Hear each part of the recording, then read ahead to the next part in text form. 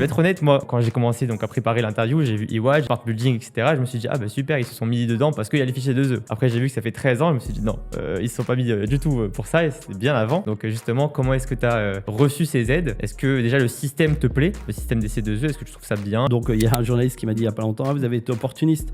Non, effectivement, on a créé la société il y a 13 ans et avec aussi des valeurs inscrites de pragmatisme et de choses vraiment maîtrisées. Les C2E sont pour nous un outil, un moyen pour nos clients de participer au financement d'une partie de la solution. Mais nous, on a toujours un objectif clair, c'est qu'on veut que le client, du fait de la vente, de l'installation des produits, du fait qu'il y a la plateforme où il va recevoir, il y a un abonnement aussi à cette plateforme-là. Donc, on va rester dans la durée. Donc, on a vraiment une volonté long terme. Donc, c'est pour ça aussi qu'on veut des partenaires de terrain qui vont les suivre et c'est pas de la vente one shot. Donc, nous, ce qu'on veut avoir, c'est le C2E va mettre la petite aide qui va permettre de financer le projet, mais il faut absolument que la solution, elle lui serve au quotidien à baisser sa facture, à surveiller sa chaufferie, à avoir une meilleure gestion de son parc immobilier. Donc, on le voit, ça accélère clairement le développement, les demandes, mais je pense qu'on peut servir des C2E pour faire quelque chose de vraiment bien et qui peut améliorer vraiment notre transition énergétique globale.